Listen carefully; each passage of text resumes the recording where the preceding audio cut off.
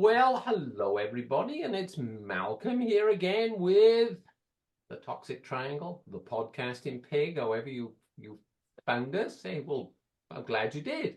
The whole purpose of this humble podcast is to introduce you to really interesting people that I come across, and they have a mission in the world, and what they're doing is changing people's situations, helping them solve problems. I even go as far, many, at changing people's lives. And even if just one idea is absorbed by one person and one problem is solved, then it is all worth it. Now, my new friend, Silvia Quintella, is a very interesting person. Um, she's an entrepreneur, an author, and she'll tell you about a recent book coming up, a certified soul life coach and mentor with a passion for healing or energy healing modalities and mentoring others. A remarkable journey from Brazil to the United States. She's gone through, countless setbacks and overcome them. And we'll hear about some of those a little bit later. This led her to fulfill her soul's desires. And what she does now is help others, in particular women, become empowered, make an impact in their world, and harness I love this little bit, harness the alchemical power of words. Alchemical, I think that might be, power of words, elevating their energy, peace, self-love, and ultimately prosperity. Sylvia, are you still there? Awesome. Hello, hello. That's great. And I always ask, you wouldn't believe how many people I've lost. No, Zoom I'm here. takes them away from me. But well, great. Yeah, and we this has been long overdue. We've had a couple So of true. I'm so grateful to be here. yeah, and we generally have a little bit of fun here. We're gonna get to know you. Normally take about 30 or 40 minutes. See how we go. Um, I tell people this is often coffee fueled. So yourself coming from Brazil, you understand the value of good Oh, coffee. I love my coffee. So if hopefully I did the introduction, your bio, suitably. How would you like to introduce yourself and also how you came from, and arrived at what you do today and do this great work of helping women become empowered and so on. I think I became who I became mostly because of the challenges that I went into my life. And I didn't have self-love or self-esteem until I was like 28 years old. And I met these amazing women in France. I lived in France for 4 months, and they really showed me how to love yourself, no matter your color, the color of your skin, the size of your body, if you have money or if you don't have money. And when I went back to Brazil, when I left Paris, I was transformed. And I always worked with women because for 26 years, I own a spa, like spa beauty. Mhm. And I started coaching them from my soul because I always work with energy healing since I was very, very young. And I put in practice everything that I learned with those amazing goddesses that I met in Paris. And so as I was giving my clients at the spa the facials, I will coach them, but I will coach them coming from my soul to their soul. No judgment. And I could start seeing how I was helping them. So in 2013, I started, building my clientele to become a professional coach. But just to be a professional coach, something was missing for me. And then I said, no, I need to do something more like holistic, right? So then this is the reason that it comes the soul coach. I became a soul coach. So So to help women, men as well, but more women because it's what they come to me. If it's a man come to me, I will help them. But It's more about them to feel in alignment, body, mind, and soul, to have a better career, to have a better communication with their partners, to find a compatible partner, with their kids, and overall really honor their mission here on this planet. That's great. I've traveled around a lot of countries, and I used to get into France quite often. I played rugby there and so on. And I can say if out of any of the, the women that I would describe from around the world that are empowered, will tell you what's on their mind, it's French women. They will. Yeah. At least the ones that I They're very free spirit. And, I think Americans, every woman can be free spirit, but it's more about they feel safe. They need to feel safe with themselves. Then they can reflect that to everybody else. and I'm just reading a couple of the little notes I've got here. So how would you break the ice and get the conversation going? Because you probably agree that the a lot of the women that need to understand what you do and apply it, they are coming from a place of not being empowered, Yeah. being shy, sometimes feeling not comfortable about, taking care of themselves first, loving themselves. And I can only, the immediately mothers jump to mind, they always have a thing of, feed the family first and then they eat. So, so how do you begin the conversation and attract them? Yeah. So, when they book their discovery session with me, I tell them to really be more just I tell them we're friends here. So just tell me everything that you would like to tell as your best friend. And when I tell them to them, they feel not judged. So I feel that a lot of time, especially now, I think the humanity is feeling very judged. And when we feel judged, our ego mind talks. Mm. When we remove the judgment, the soul talks, or heart talks. So the way that I just let them be, and then they tell me every single thing where they feel stuck, where they feel lost. And I just listen to them. And then after maybe 20 minutes that they vented, then I start creating a roadmap from my soul to their soul. Because when I coach these women, I coach them from a very high vibrational field. And from there, I coach their soul.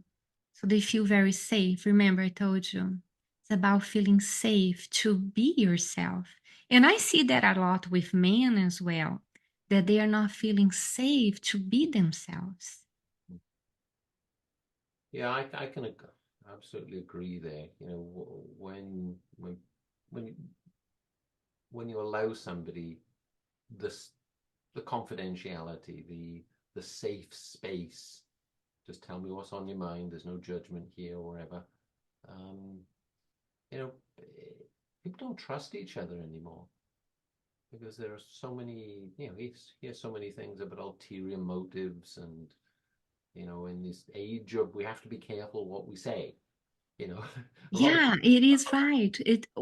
Especially texting, right? Sometimes you just need to think about like, oh my God, why should I send this text? But there is hope.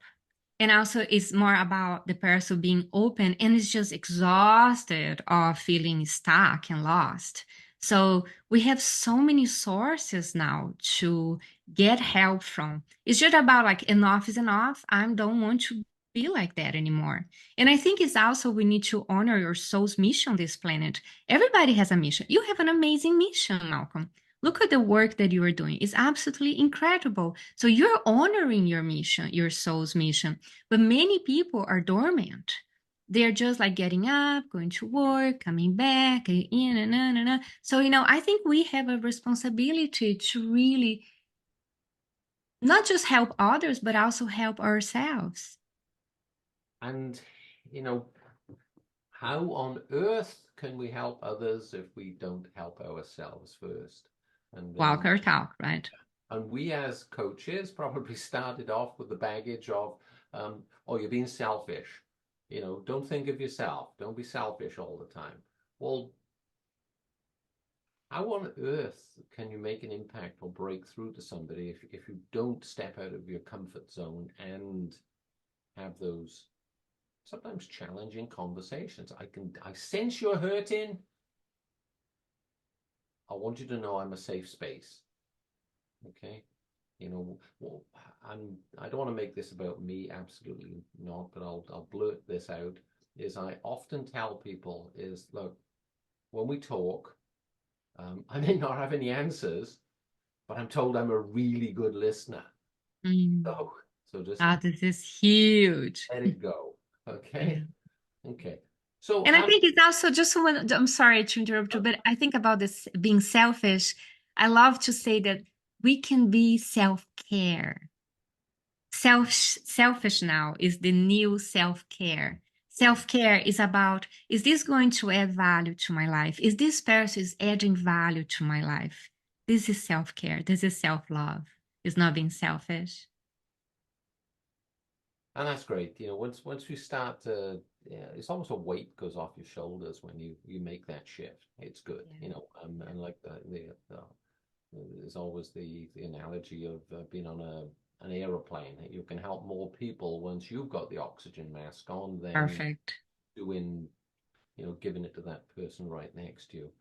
So how can we, you know, one of the things in that line of um, how do we shift from daily and interacting with people, beginning to prioritize our needs and desires over others' expectations of how we should show up in the world. How can we start? Where would you, if you had somebody that was very much the caring type, very much the pleasing type, very much the mothering type for others, whether it be their significant other, their husband, their children, their parents, or whatever. How would Yeah. you how would you begin the conversation of telling them, look, it's okay to Yeah. say So yeah, on this is a $1 million question, right? So, prioritizing your own needs involves recognizing when our efforts to satisfy others leave us feeling unfulfilled. This awareness can highlight a disconnect in our lives, often joined by like feelings of resentment and even like feeling anger toward others and toward ourselves as well. By consciously choosing to to focus on what truly bring us joy and fulfillment, we can start to align our actions with our personal values and aspirations, leading to a satisfying life journey. And about asking, right, your partners or co-workers how to, okay, so there is a boundary here, right? They have that expectation, but that expectation will hurt us. So I always think about, when we wake up and we create this intention to that situation that is bothering us. For example, the example that you just had about the expectations, right? To align with our desires. So if we're drinking like a beverage, a coffee or a smoothie, just create that intention about that person. I want to feel more connected with that person. I want to listen to that person coming from my soul. Because sometimes we can't please people.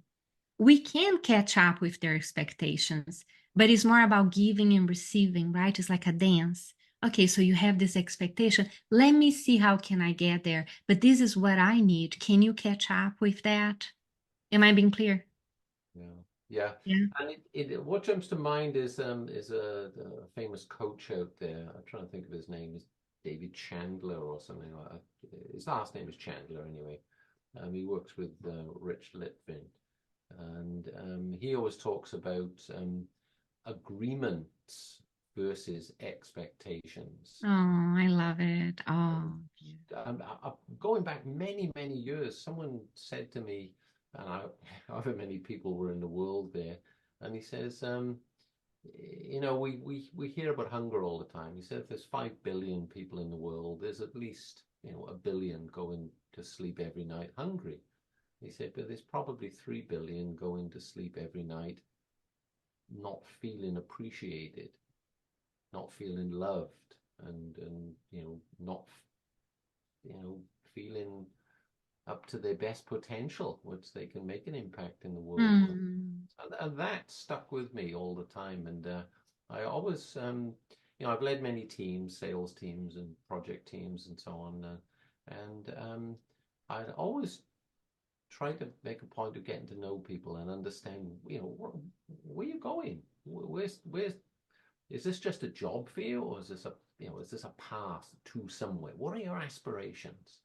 And well, wife said to me yesterday, we were watching something on the TV, and some guru said, well, this is, you know, you'll be happy when you've got all the things you need to be happy. And I said, no, I completely disagree. me I too. think state of happiness is being, you know, happy with what you've got and grateful for what you've got. If you want more, hey, work towards it, but don't keep constantly beating yourself that you haven't arrived, because you're missing so much potential for happiness and contentment and love and empathy for yourself, all right there in front of you. Almost like that Amen. book, I Take Us to agree. Diamonds. You know, why go looking for something when you've got it right in front of you? Anyway, this is the coffee coming out in me now. Once I okay, okay.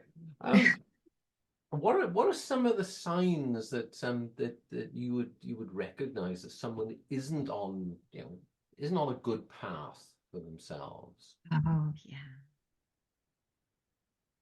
So when someone isn't on their true path, they might feel off and less happy.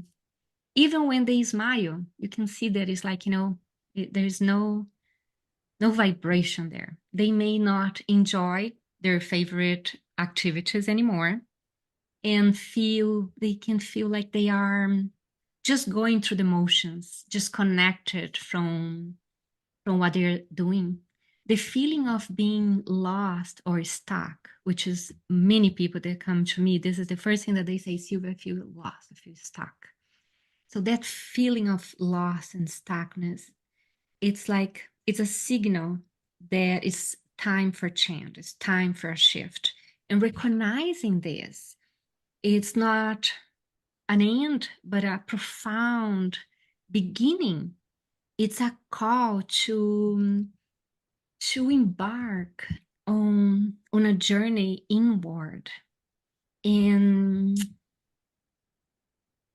it's also, you know, just rediscovering our authentic self and reigniting that spark of purpose. It's a reminder, I think, that feeling stuck and feeling, you know, that we're not in your true path, it's a reminder that our paths are not fixed. It's fluid. And this feeling of, you know, I'm stuck, I'm things are not happening, it's inviting us to step into the vastness of possibilities, you know, the unlimited possibilities, and sculpt a life resonant with your true essence. That's pretty deep. Yeah. But, And by the way, the meditation that I'm going to be giving to your listeners yeah, is a lot about that. okay, great. It's about kind of turning on this radiance, the inner radiance. Now, the one thing that I always I sometimes I'll if I'm thinking, I'll shut my eyes. Okay, it's just, yeah, just always. I do the same. Um, But sometimes when I'm speaking to people, especially on the phone, I'll shut my eyes as well. And one of my, I can't say it's a favorite thing, but it's a thing that I notice very often. And it always leads me into inquiring a little bit more about the person because I sense that they're lacking or they're hurting inside in some way. And that is when they say something and they cover it up with a little laugh, almost punctuate it. That tells me that someone's not at ease with themselves. That either they feel that they're shy about saying it. It's like a child putting his hand on his mouth, when they tell a lie. People they say in body language we still have these tells. We rub our nose or do something, and it's a sign of maybe there's some Pinocchio business going on there. Um, but I always say to people that, please, let me ask a question here. You, you always seem to cover things up with a bit of a giggle. Are you embarrassed or are you insecure? How do you feel? Tell me. It won't hurt my feeling, and because it doesn't have to be, because in if I'm noticing these things, others are. And but forgetting about that, it's that person.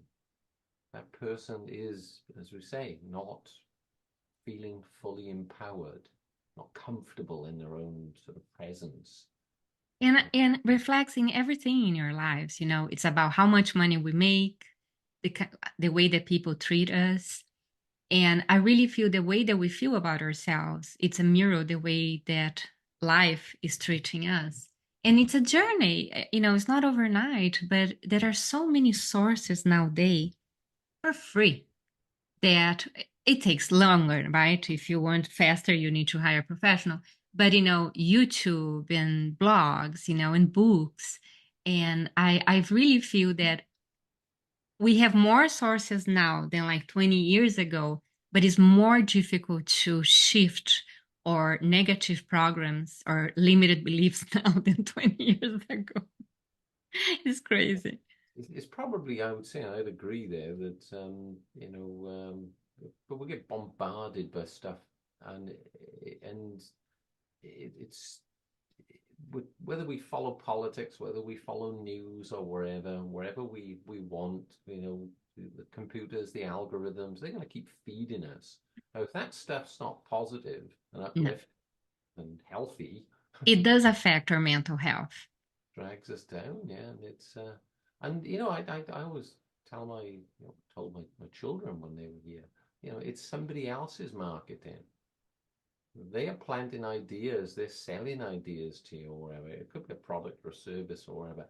But anything you see on that television isn't about you. No one's asking you a question. They're pushing stuff at you and you're just absorbing it. So question, question, question, motives. So all right. So there was one thing that I made a couple little notes here that says, how can somebody with a very demanding job find time to be here in the now when they're so often subject to somebody else's demands and whatever? So they kind of want to be doing something at their own pace, just that's their nature. They're very detail oriented, but they're being pushed, produce more, produce more. Yeah. Yep. I hear that every single day. Mm. So, in the rush of a busy schedule, grounding ourselves in the present begins by setting an intention at the start of the day. And I mentioned that about, so this is huge what I'm going to say now. So you imagine, so you wake up and there are people that have routine in the morning, there are others don't. I was a person that I didn't have any routine in the morning and I was all over the place. And things are not moving my life either. And I remember I hired this a spiritual coach, and she said, Sylvia, start doing the intention with your beverage in the morning. So, I was getting ready to, to start my day. I will prepare my smoothie. And as I was preparing my smoothie, I would just think about the clients that I was going to have in that day and I will be sending love. And if I was having a problem with a supply or a person that helps my business with my marketing, I would just put my intention that I really want to understand where that person was coming. So the intention of creating bridges of solution. So I then when I will have that meeting with that person, so imagine I did the intention at 8 a.m. and the meeting would be like at 4 p.m. There was a whole day that that person received all my unconditional love, opening my heart to really understand that person or the demands that person was having from me. So let's bring to our corporate world, right? So there are meetings after meetings, and you're exhausted, and you don't see a meaning to have so many meetings, right? And you have a lot of things to do, but now on the side. So the intention of how do I want to show up on this meeting? What is my energy? Do I feel a little bit down? Do I feel empowered? If you feel down, just, I love to wash my hands when I'm feeling down. So just go to the bathroom, wash your hands. And I love crystals. I know not everybody's into crystals, but crystals really give us energy. And I think it's more about also asking powerful questions, how the best version of myself would show up in this meeting. The best version of myself will show up like, oh, poor me, or you know what? Everything is going to work out. I don't know the answer, but I have this amazing team. We will work together. And then bring that energy to the team, you know? Does make any sense? Yeah, absolutely. The wonderful thing about teams is that so often their potential is stifled. So you always have it as a leader, you always have an impact to Leadership, yeah. help, yeah, bring out what's in people. And I've seen this firsthand how people came as junior to my team, and what do you want to do? Let's talk. Let's go and have a cup of coffee. Let's go and lunch, and let's just chat. I'm not your dad. I'm not your friend. I'm your boss. And the one thing that I am I get all excited about in business we have three assets: men, money, and machines. Okay, or men. Let's put women in with the men. So men, women, and men, and machines. And the women and men, they're the one that control the money and the machines. So without them performing at their peak performance, the other assets don't get utilized effectively. And a manager's role is really to understand, like with that machine, where to put the oil, which tools that the team needs to be able to come up, to be able to perform at their highest thing. So I'd say that any manager that is very, what's the word I'm after? Oh goodness, wants to get on a lot, and is not worried about treading on people to get there. My mother always used to say you'll catch more flies with honey than vinegar, and it doesn't mean you have to Oh, mow. this is good. But But you mentioned something that I think is the golden nugget. You said about inviting, a coworker or your subordinate, for a lunch or a coffee, the connection. So this practice that I mentioned, with the visualization, the intention setting, turns the beginning of your day into a foundation of mindfulness, transforming even like brief moments into deep opportunity opportunity to be present. And it's about looking beyond the day pressures, creating a mental plan for success and connection. So leadership is connection, right? So you are connecting with your team. And I have a joke. I say that one mindful moment at a time. When you ask somebody, hey, let's have a coffee. tell me what's going on. You see that the person something's going on about. So it's not a number. That person is not just a number or a machine. The person has a soul. And I see teams and teams and teams because I work with CEOs and managers as well. And I see that the companies that are really taking care of the mental health of their employees, they're making more money and they are keeping those employees. The employees don't want to leave. Yeah, and it's expensive to, having sort of people drop out and have to go and, retention's a big thing. I always used to tell my teams was, look, this is a soccer game, and I'm just the guy that brings the oranges. Okay, you tell me you need oranges, I'll bring you oranges. Okay, I love the metaphor. you're playing the game. All right, it's as Love it. simple as that. And but a challenge nowadays, and look, things have, it's very demanding. I dropped up out of the corporate world, some years ago, but I see it. The pressures put on young good managers these days, they've not been trained for it. They've not been prepared for it. So they are worried about being vulnerable. Oh, Having to be seen. huge. I'm the manager. Listen to me or whatever. No, this like vulnerability is the key to leadership. It's not weakness, it's vulnerability. So I was just thinking, have you an example how you've worked with a person that's gone from not being feeling empowered to a person that has made a change or a shift, and what's some of the tools that you would use, and like, Yeah. I know everyone's different, but Yeah. No, yeah. So I'm year or thinking 2 years here, or sorry. I love sharing testimonials, right? But there is this lady, she came from like a Hispanic background and he spoke very broken English. Mm. We did the this was many years ago. We did coach on like in Portuñol, like mix of Portuguese and Spanish. And she worked as a house cleaner and following, she had a very tight schedule with houses. And Yeah. her dream, Malcolm, was to become a naturopathic doctor.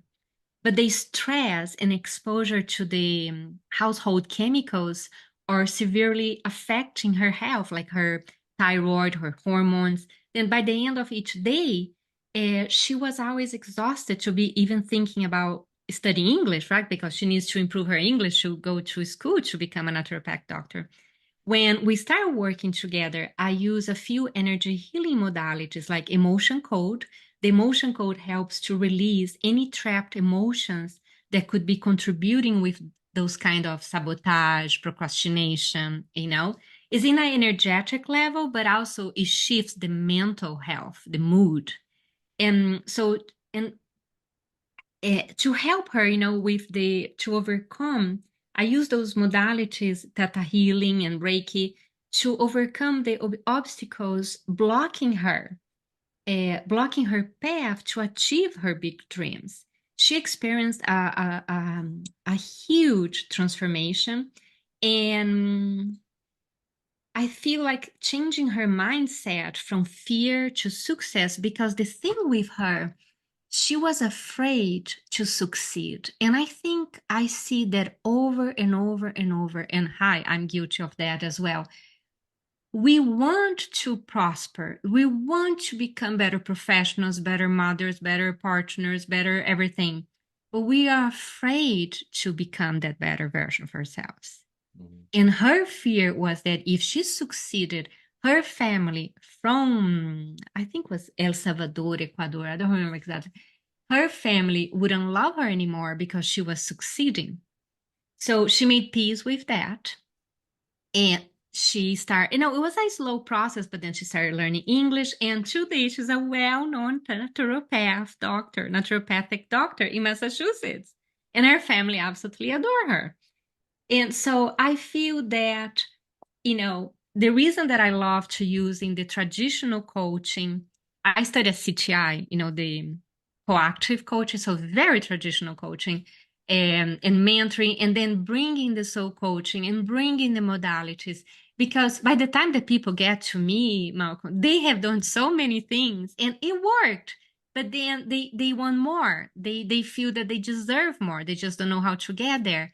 So I feel the trapped emotions and the limited beliefs, but also there is a technique that has like a heart wall and an energetic heart wall. And when we remove the energetic heart wall, people see us. When we have that heart wall, people go to an interview and they say, I don't know, there's something wrong about this person. They have amazing resume, but I don't know, there's something wrong about that, you know? And people can check also on YouTube, you know, there are the emotion code, there are ways to do for free. You know, there's a book emotion code as well. And I have been working with emotion code many, many years and theta healing as well. So I love to do this melt pot of techniques to go fast. I love to get the results fast because people are exhausted. You know, and I was going to say, and thanks for sharing that. That's a lovely story there, and look, I'm an immigrant. Me I too. these things. Yeah, we're both here. There's you probably heard of Les Brown, the motivational speaker, or whatever. He Of would say course, yeah. the problem isn't that people set their goals too high and miss them. The problem is that people set their goals too low and hit them, and then they get comfortable there. And okay, well, how can people find you and learn more about you? And you give me your website information if you want to mention Sure. it. Yes, I'm going to pass you. Then No you problem. can. Yeah, but it's Quintella, Quintella, life coach and mentor.com, and I will send you the information as well. And I'm very active on Instagram. I always post amazing, profound, beautiful things. And also, people can book a complimentary 30 minutes discovery session with me. It's very magical because it's 30 minutes of soul to soul. So even if we decide that we're not a good fit, we always learn from each other during those 30 minutes. I love it. It's so much fun. And also I'm launching a new book and it's going to be launching like by March. And I'm going to be giving this beautiful meditation that it's going to be on my book. I'm going to give to all your beautiful listeners. And the meditation is The Radiant Heart, a symphony of self-love and transformation. Well, if you've got some links or whatever, however people Yes, I'm going to send you everything. send me that, and I'll post this in Sure. in the YouTube and wherever, and um, on Spotify and Apple and all everywhere where you get good podcasts. Awesome. Automatically find its way there. Well, I appreciate you're a very busy person. Thanks for setting the time aside to take. My pleasure. Ah, such a joy, Malcolm. Thank you so much. And if you've And got a thank you for everybody listening to our interview. and if you've got a cover image of the book, send it me. We'll stick it up. Oh, yes. Oh, thank you. I will do it. As soon as we don't have the cover yet. The publisher is working on that. Okay, very good. Well, thank you for your time, and you just keep doing what you're doing, and that's everyone needs to step up to their full potential and believe in themselves, because you know it's